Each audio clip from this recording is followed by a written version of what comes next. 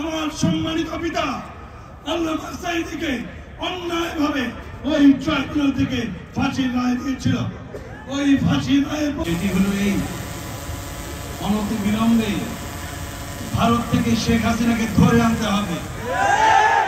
শুধু ধরে আনলেই হবে না, এই সোহরাওয়ার্দী উদ্যানেই সকল মজলুম পরিবারের সদস্যের সামনে শেখ হাসিনাকে প্রকাশ্যে ফাঁসি দিতে হবে। ফাঁসি ছাড়া শেখ হাসিনার অন্য কোন বিচার হতে পারে না, পারে না, পারে না। প্রিয়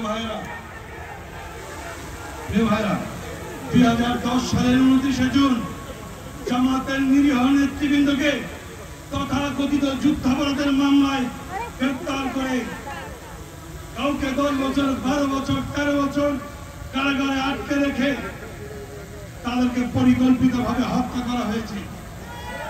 তাদের বিরুদ্ধে যুদ্ধাপরাধের অভিযোগ ছিল নাটক, মূলত ভারতের আগ্রাসনের বিরুদ্ধে বিরোচিত ভূমিকা রাখার জন্য তাদেরকে পরিকল্পিতভাবে হত্যা করা হয়েছে। প্রিয় ভাইরা, সন্ত্রাসী সংগঠন ছাত্রলীগকে যেভাবে নিষিদ্ধ করা হয়েছে, আওয়ামী লীগকেও একইভাবে নিষিদ্ধ করতে হবে।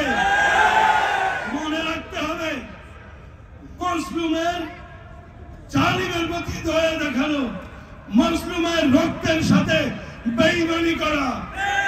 সুতরাং আওয়ামী লীগের প্রতি কেউ মায়া দেখাতে আসবেন না।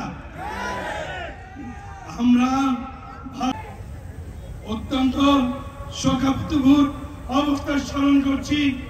2010 সালের 22শে ফেব্রুয়ারি থেকে 25শে ফেব্রুয়ারি ঢাকার পিলখানায় বাংলাদেশের অহংকার সেনা সদস্য, ওই 57 জন সেনা সদস্যকে পরিকল্পিতভাবে আওয়ামী লীগ ভারতের নির্দেশে হত্যা করেছিল। আজকে সেই শহীদদেরকেও স্মরণ করছি। 2013 সালের 28শে ফেব্রুয়ারি আমার সম্মানিত পিতা আল্লামা সাঈদীকে অন্যায়ভাবে ওই ট্রাইব্যুনাল থেকে ফাঁসির রায় দিয়েছিল। ওই ফাঁসির রায়ের প্রতিবাদে সারা বাংলাদেশে যখন মানুষ বিক্ষোভে ফেটে পড়েছিল, ওই বিক্ষোভরত মানুষের বুকে গুলি করে প্রায় 300 মানুষকে খুনি হাসিনা হত্যা করেছিল। আজকে সেই শহীদদেরকে স্মরণ করি। প্রিয় ভাইরা, 2013 সালের 5ই মে বাংলাদেশের ইতিহাসে আরেকটি কলঙ্কিত অধ্যায়। সজিদকে যখন কুপিয়ে হত্যা করা হয়েছিল, আপনাদের এই মায়া কান্না কোথায় ছিল?